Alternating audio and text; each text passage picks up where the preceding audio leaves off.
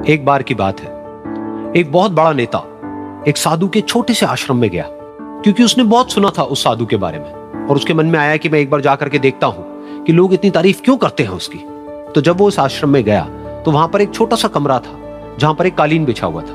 वहां पर कुछ लोग बैठे हुए थे नीचे और साधु जी सामने बैठे हुए थे। कुछ सवाल जवाब चल रहा था। तो जैसे ही वो अंदर गया, वो अकेला नहीं था, उसके साथ में 4 बॉडीगार्ड्स भी थे और उसको ये आदत थी कि जहां पर भी वो जाता था लोग अपनी जगह से खड़े हो जाते थे, उसकी तरफ देखते थे, हाथ जोड़ते थे, अपना सर झुकाते थे। लेकिन यहां पर ऐसा कुछ भी नहीं हुआ। साधु ने उसकी तरफ देखा तक नहीं, क्योंकि वो साधु किसी के सवाल का जवाब दे रहे थे। लेकिन नेता को इस बात पे गुस्सा आ गया। नेता को लगा कि ये मेरी बेइज्जती है।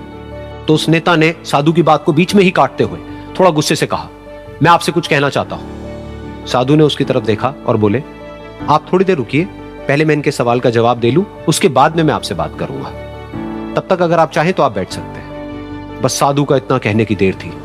नेता का चेहरा गुस्से से लाल हो गया और फिर उसने अपना सारा गुस्सा उस साधु के ऊपर निकाल दिया। अभी तक वो नेता बहुत ही तमीज से बात कर रहा था, यानी कि आप कह करके बात कर रहा था। अब वो तू तड़ाक पे उतर आया। नेता ने उस साधु को कहा, तुझे पता भी है मैं कौन हूं और तू किससे बात कर रहा है? साधु ने उसकी तरफ देखा और कहा, मुझे इससे कोई फर्क नहीं पड़ता कि आप कौन हैं, लेकिन आप जो कोई भी हैं, अगर आप चाहते हैं कि मैं आपके सवाल का जवाब दूं या आपसे बात करूं तो आपको कुछ देर रुकना होगा। और साधु के ये कहते ही नेता गुस्से से पागल हो गया और वहीं सबके सामने चीखने चिल्लाने लग गया, अब मैं तुझे तेरी असली औकात दिखाऊंगा। तूने मुझसे पंगा लेकर के ठीक नहीं किया है। तुझे पता भी है मैं तेरे बारे में क्या सोचता हूं। साधु ने फिर से उसकी तरफ देखा और बड़े ही प्रेम से कहा कि मुझे इससे कोई फर्क नहीं पड़ता है कि आप मेरे बारे में क्या सोचते हैं। आप जो चाहे वो मेरे बारे में सोच सकते हैं। फिर उस नेता ने बोला कि तू चाहे सुनना चाहता है या नहीं, लेकिन मैं तुझे बताऊंगा यही सबके सामने कि मैं तेरे बारे में क्या सोचता हूं। तू एक बहुत ही घटिया इंसान है। तू कोई साधु नहीं है, तू एक ढोंगी है, पाखंडी है और यहां पर जितने भी लोग बैठे हैं उन सबको बेवकूफ बना रहा है। तेरा बस एक ही मकसद है कि इन लोगों की जेब में जितना भी पैसा है वो सब तेरे पास में आ जाए। तू अपने फायदे के लिए इन लोगों का इस्तेमाल कर रहा है और अब मैं तुझे नहीं छोड़ने वाला। तेरा पर्दाफाश करके रहूंगा पूरी दुनिया के सामने। लेकिन उसके इतना बोलने के बाद भी उस साधु के चेहरे पर हल्की सी मुस्कान बनी ही रही। ये देखकर वो और तिल मिला गया और उसने कहा, अब बहुत हुआ, अब मैं यहां 1 मिनट भी नहीं रुकने वाला। लेकिन अभी भी तेरे पास में मौका है। अगर मुझसे माफी मांगनी है या मुझसे कुछ कहना है तो कह सकता है। इतना सब होने के बाद भी साधु बिल्कुल शांत था और उनके चेहरे पर एक मुस्कान थी। उन्होंने अपनी आंखें बंद कर ली। फिर साधु ने अपनी आंखें खोली, हाथ जोड़े और कहा कि मुझे आपसे कोई गिला शिकवा नहीं है। मेरे मन में आपके लिए कोई भी गलत ख्याल नहीं है। जो भी आपने मेरे बारे में कहा वो आपकी अपनी सोच थी। तो मुझे आप में कोई भी बुराई नजर नहीं आती है। मुझे आप एक बहुत ही भले इंसान लगते हैं। और साधु के इतना कहते ही नेताजी का दिमाग 7वें आसमान पर पहुंच गया। उनके चेहरे पर एक अजीब सी खुशी थी, क्योंकि उस साधु ने वो ही कहा जो बाकी सब लोग उस नेता को कहते हैं। और वो खुशी खुशी उस आश्रम से अपने घर की तरफ चला गया और जा करके अपने पिताजी के साथ में बैठ गया। उसके पिताजी की आंखें बंद थी और वो ध्यान में थे। पूरी जिंदगी उन्होंने सिर्फ लोगों की सेवा करी और बदले में कुछ भी एक्सपेक्ट नहीं किया। तो थोड़ी देर बाद जब उन्होंने अपनी आंखें खोली और देखा अपने बेटे को अपने साथ बैठे हुए, तो उनके बेटे के चेहरे पर आज एक अजीब सी खुशी थी जो आज से पहले उन्होंने कभी नहीं देखी थी। फिर उसने एक एक करके सब कुछ बताया कि आज क्या हुआ, किस तरह से वो आश्रम गया, वहां पर क्या हुआ, उसने क्या कहा, उन्होंने क्या कहा। तो जब इसके पिताजी ने पूरी बात सुनी तो थोड़ा सा मुस्कुराए और अपने बेटे को देख करके बोले कि उन्होंने तुम्हारी तारीफ नहीं करी है, क्योंकि उन्होंने वो नहीं कहा कि जो तुम हो, उन्होंने वो कहा कि जो वो खुद है। और तुमने जो भी कुछ उनको कहा वो नहीं कहा कि जो वो है, बल्कि तुमने वो कहा जो तुम खुद हो। यही बात वेदों में भी कही गई है, यथा दृष्टि तथा सृष्टि। ये दुनिया तुम्हें वैसी नहीं दिखती है जैसी कि ये दुनिया है। ये दुनिया तुम्हें वैसी दिखती है जैसे तुम खुद हो। जिसकी नजर जैसी है उसके लिए ये दुनिया वैसी ही है। तो अगर तुम अपनी दुनिया को बदलना चाहते हो तो उसका सिर्फ एक तरीका है, अपनी नजर को बदलो। अभी भी जैसे आपकी लाइफ चल रही है वो कोई सच नहीं है, कहानी मनगढ़ंती है। ऐसी अपनी कोई कहानियां बनाई हुई है कि मैं ये कर नहीं सकता, क्यों? क्योंकि बकवास है वो कहानी। क्योंकि बहुत सारे लोग हैं जो आपसे भी गई गुजरी सिचुएशन में है और पता नहीं क्या क्या कर रहे हैं। देख पा रहे हो ना इस सच को? अभी भी आपकी कहानियां हैं तो मनगढ़ंती। तो एक नई कहानी बनाओ और अपने इस इमोशनल ब्रेन को बार बार वो कहानी सुनाओ कि देख बेटा, अगर इन्हीं ऐसे ही पड़ा रहा तो आने वाले टाइम में ये होगा, फिर ये होगा। जा बेटा एक बार हॉस्पिटल में देख कर क्या क्या क्या हो रहा है लोगों के साथ। चले जाओ हॉस्पिटल में, दिखाओ अपनी इमोशनल ब्रेन को, देख बेटा ऐसे होता है। ऐसे होता है। और ज्यादा पुश करना है अपनी लिमिट्स को तो शमशान घाट में चले जाओ।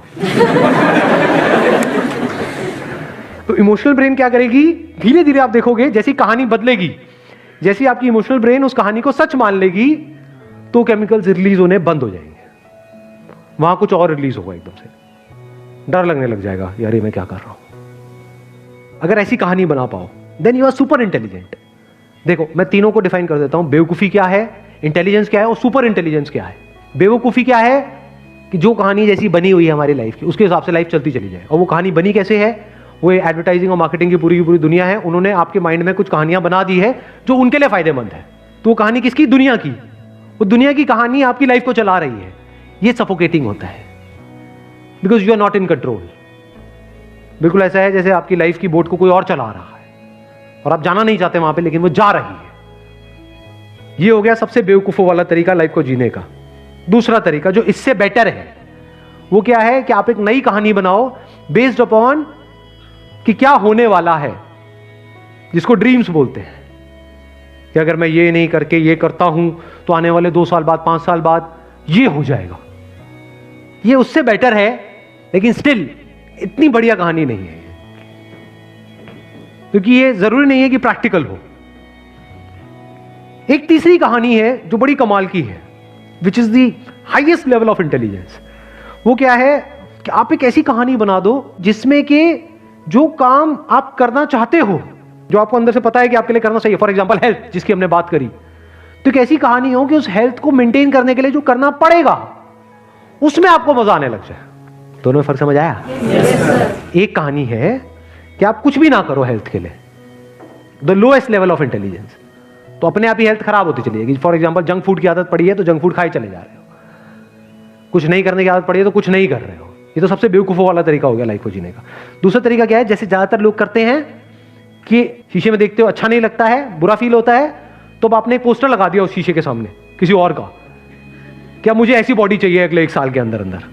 समझ गए? ये उससे बेटर है, क्योंकि थोड़ी बहुत मोटिवेशन मिलेगी, लेकिन इतना समझदारों वाली कहानी नहीं है, क्योंकि वो प्रैक्टिकल नहीं है। क्योंकि जैसे आप 2-3 महीने कुछ करोगे और रिजल्ट नहीं आएगा तो छोड़ दोगे, डिमोटिवेट हो जाओगे। या ये कह लो जबरदस्ती अपने आप को पुश करना, बल्कि देखना कुछ इंटरेस्टिंग है, बल्कि जबरदस्ती अपने आप को पुश करना पड़ेगा, यानी कि लड़ना पड़ेगा अपनी इमोशनल ब्रेन से। इस केस में लड़ना पड़ेगा, नहीं लड़ना पड़ेगा, क्योंकि इमोशनल ब्रेन को ये तो चाहिए जो 2 साल बाद होने वाला है, लेकिन 2 साल तक जो करना पड़ेगा डेली 1 घंटा, वो नहीं चाहिए। तो इमोशनल ब्रेन से आप लड़ ही नहीं सकते। इमोशनल ब्रेन बार बार उसको छोड़ करके 1 हफ्ता, 10 दिन, 15 दिन, महीना मैक्सिमम आप जिम गए भी, फिर छोड़ करके वापस वहीं आ जाओगे काउच के ऊपर। क्यों? क्योंकि वहां पे मजा ज्यादा आ रहा है। समझ गए ना? बच्चा वहीं आ जाएगा जो बच्चा चाहता है, क्योंकि बच्चा क्या कहेगा 2 साल बाद क्या होने वाला है, वो समझता ही नहीं है बच्चा। तो बच्चे को इसकी थोड़ी पड़ी है 2 साल बाद क्या होने वाला है। बच्चे को तो अभी मेरे को दर्द हो रहा है, मेरे को नहीं चाहिए, मेरे को नहीं करना। मतलब ये लड़ाई हो गई, भयानक लड़ाई। अब सबसे समझदार वाला तरीका कौन सा है? The most practical way of achieving it, जिसमें अपने आप ही गोल अचीव हो जाएंगे सारे, पता भी नहीं लगेगा कि वो बॉडी को बनाने के लिए जो करना पड़ेगा। आपने प्लान ऐसा बना दिया कि डेली आपको 1 घंटे में इतना मजा आना चाहिए वो करने में, जितना बाकी 23 घंटे में नहीं आ रहा है। एक्चुअल में आना चाहिए आपकी इमोशनल ब्रेन को, मतलब करते करते ऐसा होना चाहिए कि दिस इज लाइफ, मजा आ रहा है, मजा आ रहा है, मजा आ रहा है, मजा आ रहा है। नहीं भी आ रहा तो शुरू में बोलना शुरू कर दो, कैसा लगा करने के बाद? मजा आया, करते वक्त मजा आया। समझे? तो अगर ये झूठ आप बोलते रहे कुछ दिन तक तो क्या होगा? आपको करने में मजा आने लग गया। अब वो करते रहोगे, मान लो 6 महीने, साल, 2 साल, 3 साल, 5 साल, क्या होगा? रिजल्ट तो आना ही आना है। तो रिजल्ट में भी मजा आएगा, करने में भी मजा आएगा, आदत भी बन गई है, और प्लस इमोशनल ब्रेन भी आपके साथ चल रही है। आपको अगेंस्ट जाने की जरूरत ही नहीं है। अब ये इमोशनल ब्रेन ये आप पे हावी हो जाएगी, वो आपको पुश करेगी बार बार करने के लिए। This is the most intelligent way of living life. Wish you all the very best. Thank you so much for coming.